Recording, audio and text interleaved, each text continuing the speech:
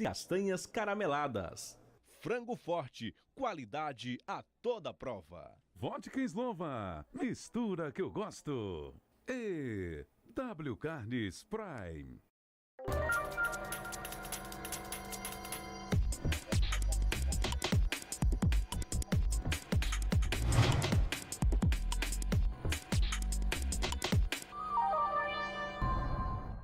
Programa Canal Saúde. Oferecimento Unimed, Laboratório Exame, Oncoclínica, Audi Center Teresina, Anchieta, Livraria e Papelaria, Med Center. E Centro Clínico Estação Psi, Clínica Denisdeia Sotero. Olá, eu sou Sheila Evangelista e hoje estarei com vocês aqui no Canal Saúde. Fique ligado e acompanhe os destaques de hoje. Diverticulite, gastroenterologista explica o que é a doença e a melhor forma de tratar. Saúde plena, vamos falar de pensamento positivo no nosso dia a dia. Saúde começa pela boca. Essa semana o assunto é a lente de contato dental. Diário de uma vida saudável, a repórter e apresentadora Liana Paiva mostra um pouco da sua rotina de exercícios. Verdade ou mito? Pastilha é uma boa opção para aliviar o incômodo na garganta? E no Espaço É Viva, o infectologista Kelson Veras fala sobre as temidas viroses. Tudo isso e muito mais agora no Canal Saúde.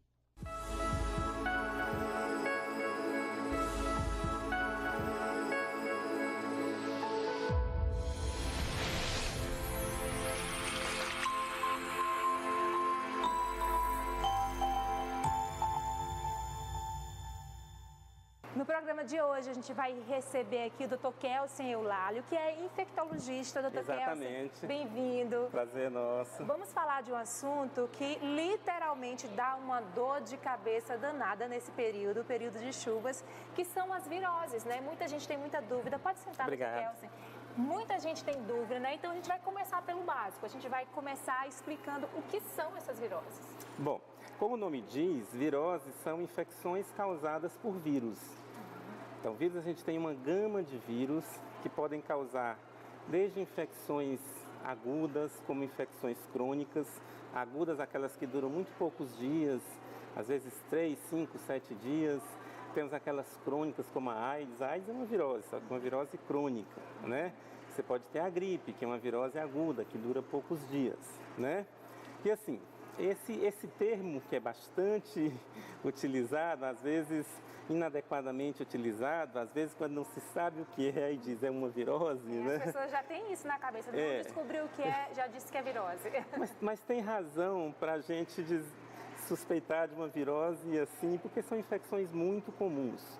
E são infecções com... E isso especialmente a gente está falando das viroses agudas, que eu acho que é a principal razão da gente estar hoje aqui conversando.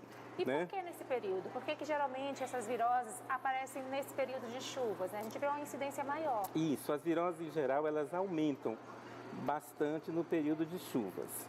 E a explicação é a seguinte: quais são as principais viroses agudas que a gente tem? Então a gente tem aquelas viroses que são transmitidas por vetores, ou seja, por mosquitos, por insetos. E aí a gente tem a dengue, a chikungunya, a zika, que são associadas à chuva. Por quê? Porque elas dependem da chuva para fazerem com que os criadouros do mosquito se tornem abundantes e facilitem o ciclo do mosquito. Então, com o período das chuvas, os mosquitos proliferam, por isso que aumenta, logo depois do início das chuvas, a transmissão dessas chamadas arboviroses. Mas a gente tem outras viroses tão comuns, e dependendo do ano até mais comuns, que são as viroses respiratórias e as viroses entéricas, ou seja, aquelas viroses que se caracterizam principalmente por febre, por dor de garganta, por tosse, né, às vezes congestão nasal, e que são as viroses respiratórias, e temos aquelas viroses entéricas, que são aquelas que se caracterizam por febre, por dor na barriga, por vômito, por mal-estar, né, náusea, que são as viroses. Ambas podem ser transmitidas ou por contato direto, via secreções respiratórias, ou por material fecal. Então, no período das chuvas, as pessoas ficam mais reclusas em ambientes fechados, têm um contato mais íntimo e isso facilita a transmissão, tanto a transmissão respiratória como a transmissão associada às fezes. Esse ano a gente teve uma incidência muito grande da chamada virose da mosca. Isso. Também é um tipo, né, que está presente aqui na nossa região, né, e traz consequências terríveis. É outra coisa em relação ao período das chuvas. Então temos muita multiplicação de moscas também, exatamente porque aumenta os criadouros das moscas. Então, com o aumento das moscas, aumenta a possibilidade delas veicularem. As moscas, geralmente, ao contrário do que acontece, por exemplo, com o Aedes, em que o mosquito da dengue e o mosquito chikungunya se replicam dentro do intestino do mosquitinho, no caso da mosca, ela é um vetor mecânico. Ela, nas suas patinhas, no seu corpo, se ela passa pelo lixo, se ela passa pelo material fecal qualquer, ela pode carrear mecanicamente não só vírus, mas outras infecções também e transmitir para outros indivíduos. No caso da virose da mosca, a gente sabe que ela pode se agravar, porque ela pode gerar um quadro de desidratação, né? E principalmente em crianças. E daí eu já pergunto, por que essas viroses ela atingem de uma maneira mais forte, mais severa as crianças? Bom, a gente tem várias viroses importantes que podem causar gastroenterite. Por exemplo, o rotavírus, que é muito mais comum em crianças. Com o passar do tempo, os adultos vão adquirindo imunidade a várias dessas infecções. Então, a virose intestinal, a enterite ou gastroenterite, como podem ser chamadas, elas se caracterizam por isso, por febre, por náuseas, por diarreia, por vômito, por desconforto abdominal. E dependendo da intensidade da diarreia, essa virose pode levar a um quadro de desidratação. Quando a criança diminui o volume urinário, quando ela fica molinha, quando ela chora, ela fica irritada, ela chora sem lágrima. São esses vários sinais que nos mostram, nos chamam a atenção que a criança está com desidratação. O grande problema das viroses que acometem o intestino e levam a diarreia e vômitos é exatamente isso, é o risco de desidratação. Agora, doutor Kelsen, os sintomas geralmente são bem parecidos, né? Existe essa dificuldade de se identificar aquele tipo de virose e isso pode terminar atrapalhando o diagnóstico, atrapalhando o tratamento e tornando essa doença mais grave ainda? Isso sempre pode acontecer, porque mesmo entre as várias viroses e mesmo entre as viroses e outras infecções de outra natureza que não viral, você tem sobreposição de sintomas. Então é muito importante que seja feita uma história bem feita, que a gente chama de anamnese, uma avaliação clínica importante, um exame físico cuidadoso do paciente que está com a virose, suposta virose. E muitas vezes a gente precisa também complementar com algum exame de laboratório para poder esclarecer realmente a etiologia. O que a gente sabe é que as viroses, elas habitualmente, elas são autolimitadas. Isso quer dizer o quê? Elas geralmente duram de 3 a 7 dias e terminam se extinguindo espontaneamente, independente de qualquer medicação específica. Às vezes, apesar do uso inadequado de antibióticos, que muitas vezes você tem uma virose, um quadro respiratório intestinal que é causado por vírus e muitas vezes a pessoa usa um antibiótico que seria até desnecessário nessas circunstâncias. Então, assim, é uma avaliação cuidadosa, um acompanhamento do paciente e, obviamente, dependendo do caso, a gente tem que ficar atento para sinais de alerta que indicam uma complicação ou um agravamento do quadro. Tá bem? Quais seriam esses Por sinais? exemplo, vômitos incoercíveis, ou seja, aqueles vômitos em grande quantidade, uma diarreia com sangue, no caso de uma virose intestinal. Isso já nos chama a atenção que isso provavelmente não é virose, isso pode ser uma infecção bacteriana. A associação de outros sintomas, você pode ter uma criança ou um adulto com febre, com vômito, se associam outros sintomas que levem a gente a pensar numa outra possibilidade, por exemplo, uma meningite, ela vai vir com uma dor de cabeça importante, com rigidez de nuca. Então, um exame físico cuidadoso e um acompanhamento do caso nos permite, na maioria das vezes, acompanhar bem esses casos. Agora, doutor Kelsey, tem como a gente se prevenir e evitar esse tipo de doença? Bom, as viroses, então a gente sabe essencialmente que nós temos as arboviroses, aquelas transmitidas por mosquito, né, por Aedes principalmente. Então, como é que a gente tem que evitar isso?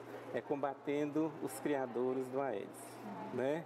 Então, isso é fundamental. Não deixar vasilhames, pets, nada que possa coletar água e que seja um criador potencial do mosquito. Isso a gente fala a vida toda, mas ainda hoje a dengue persiste, chikungunya, zika, cada vez vai chegando outra, tem outras candidatas para chegarem aí no futuro.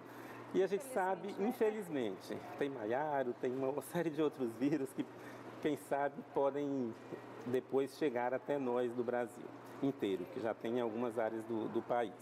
Então, assim, é o controle dos criadores. Infelizmente, a situação atual do Brasil, ambiental, populacional, não nos permite pensar em erradicação desse vetor. Então, a gente tem que trabalhar com a ideia de manter ele sob controle, e aí só controlando os criadores. Em relação às viroses respiratórias, a gente tem que lembrar que a transmissão essencialmente é de pessoa a pessoa. Então, o fundamental é uma pessoa gripada, resfriada, com sintomas de febre, tosse, dor de garganta, essa pessoa não deve ir para o trabalho, não deve ir para a escola, deve ficar em casa em repouso, certo? Se hidratando, se alimentando bem, evitando o contato nesses primeiros dias de febre e de outras manifestações respiratórias, que são o período de maior transmissibilidade. Quando você pensa nas enterites ou nas viroses da mosca ou nas viroses intestinais, a gente tem que pensar nas questões de higiene. Controlar a higiene pessoal, já que nas fezes estão principalmente os vírus que vão levar essa virose da mosca, esse quadro intestinal.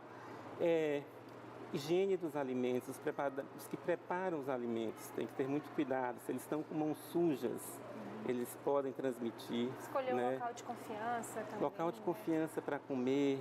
As crianças de baixa idade, os cuidadores que manipulam fraldas com fezes, se manipulam depois, especialmente nas creches, a gente pode ter surtos, porque pelo contato, aquele material fecal que parte de uma criança para outra através da mão do cuidador.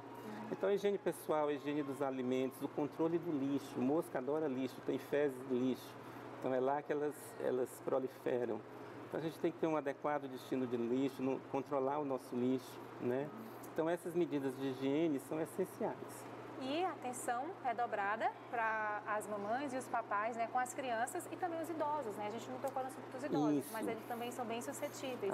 Os idosos, como as crianças, eles têm um sistema imunológico mais frágil. Os primeiros porque, pela baixa idade, esse sistema imunológico ainda não se desenvolveu. E os idosos, pela própria senilidade, o sistema imunológico já não funciona tão bem como anteriormente. Então, os idosos, sim, são bem mais suscetíveis à influenza, né, que é o H1N1 e outros vírus influenza, são bem suscetíveis às infecções intestinais, desidratam muito rapidamente, muito facilmente.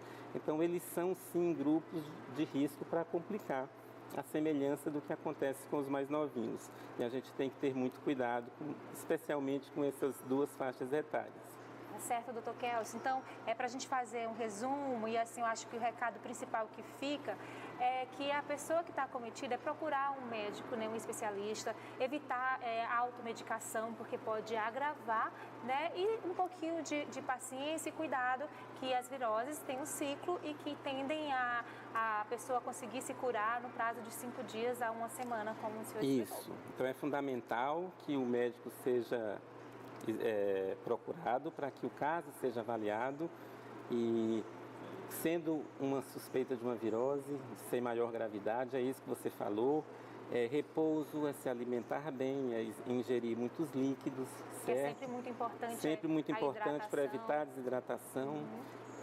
E isso mesmo, quando a gente fala em virose, ela vai se extinguir espontaneamente ao final de 5, 7 dias. Então, esse é o ciclo habitual dela. A gente vai tratar com analgésicos, antitérmicos, ou seja, remédio para febre, para dor, e aguardar ela ir embora.